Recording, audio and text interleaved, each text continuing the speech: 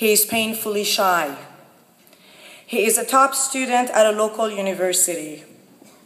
He met a girl online. She told him she was 18. They met. They had sex. Her mom found out. She reported him to the cops. He was arrested. She was 14. He is a registered sex offender for life. He is one of us. He could be my son. He could be your son. He could be your brother's son.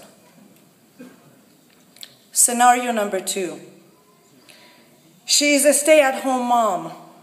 She has been a mom all these years with no employable skills. She is unhappy. She is unfulfilled. Her husband plays poker 2 nights a week while she stays home with 4 kids. She cooks, she cleans, she manages the home. He comes home, he is drunk. He smells like cigarettes and alcohol.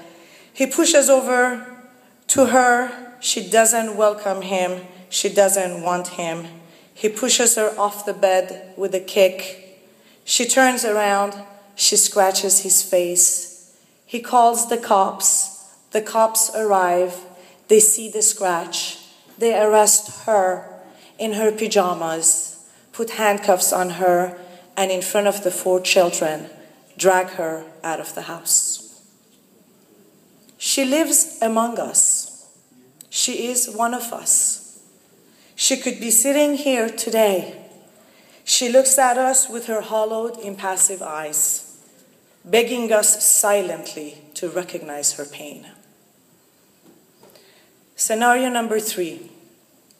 He was a child conceived from a father who smoked opium and a mother who took Xanax and other tranquilizers to deal with the pain of living through the Iran-Iraq war. He is on Ritalin, and yet he is still not within his own skin. He has to numb his pain in other ways. He smokes pot, he parties with his friends, he uses drugs, he steals from his mom's medicine cabinet, Vicodin, Norco, Xanax. He goes to a party, he drinks, he has a blackout, he stabs somebody, he is arrested. He is one of us. Scenario number 4. Child of a divorce. She is 18. Mom busy with her new relationships again. Dad has a new girlfriend again. She is given plenty of money to not need anything. What she needs the most is that which money cannot buy. So what does she do? She gets the love and the attention that she craves by going from one bed to another, from one man to another, and to dull the pain of her emptiness, of the black hole within her, she starts doing drugs, first pot, tranquilizers, opium, hash, mixed with alcohol, until she's introduced to heroin. Our 21-year-old is now a heroin addict. She is one of us. Ladies and gentlemen, my name is Alaleh Kamran. Those of you who know me, you know who I am. For those of you who don't know me, I have been a criminal defense attorney for the last 20 years in Los Angeles. I have represented murders, rapes, child molests, drugs, DUIs, domestic violence, and all sorts of other cases on the state and federal level from coast to coast in our tiny little Iranian Jewish community. While I will not be discussing the white-collar criminal activities of our community, that's a subject for another time and another place, I do want to talk about something that is very, very close to my heart, and that is the youth of our community. I want to talk to you about the teenagers, about the young adults who find themselves at the threshold of adulthood, and they come face to face with choices that can alter their future. I want to talk about crossing those roads arriving at those crossroads and making the choices where there is sometimes a point of no return.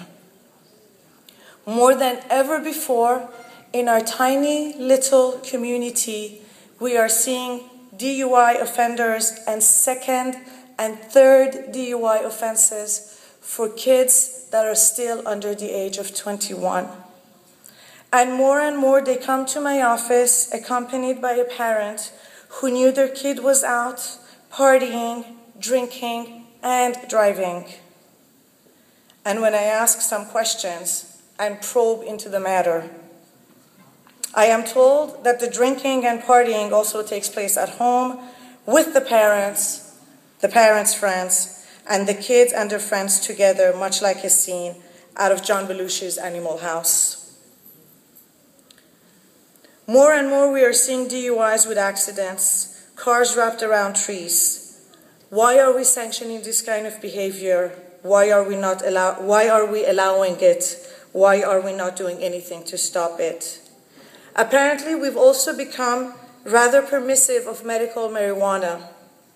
We now have teenagers smoking pot openly, and the parents' response is that of quiet acquiescence.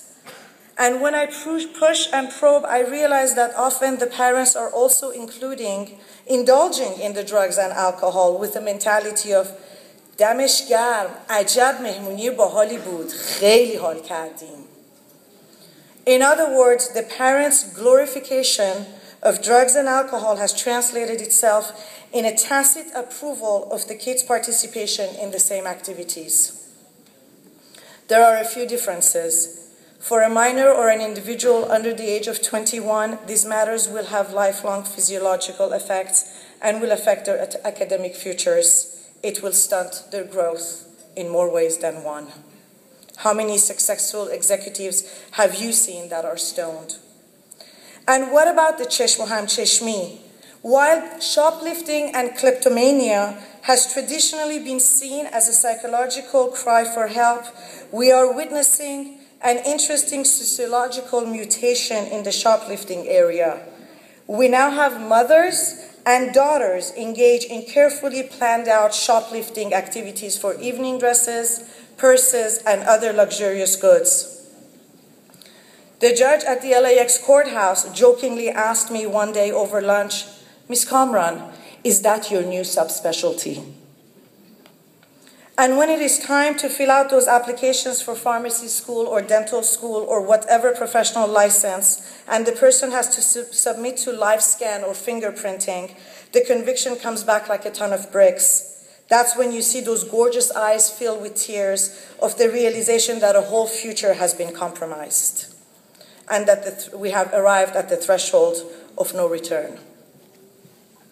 Perhaps the most painful of the cases that I see are the ones that involve domestic violence and domestic abuse.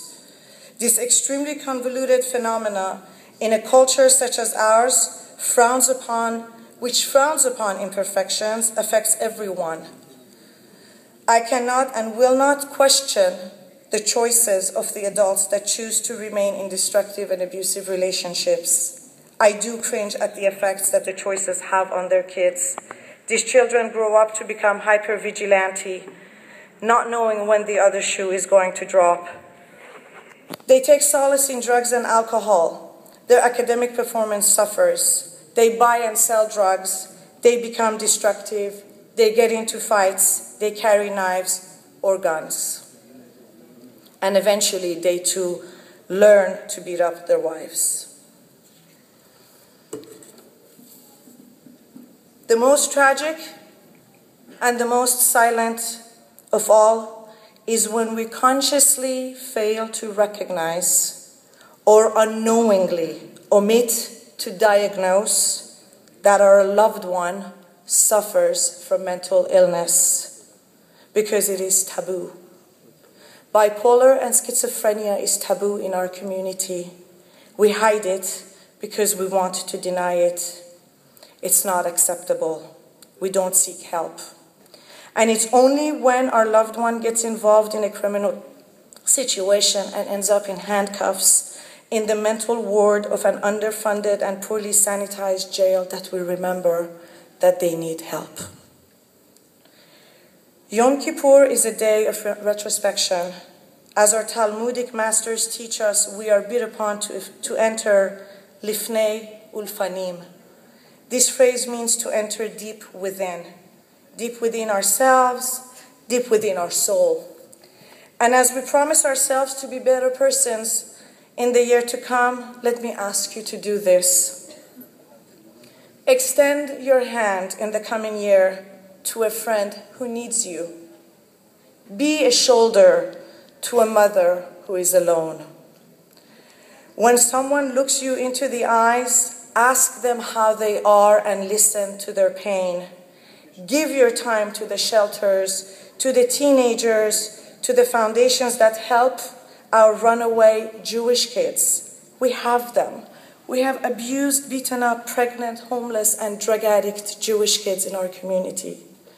Understand and take action. We as a society can only prosper and succeed if we take care of our sick, our hopeless, our helpless, our drug addicts, and our abused. You are, every single one of you, is powerful. You are empowered with all the bounty that God can give. Take my hand, look around, be kind, be gentle, be forgiving, be constructive, be loving. Let's heal and build our community anew. Shana Tova, Chatima Tova.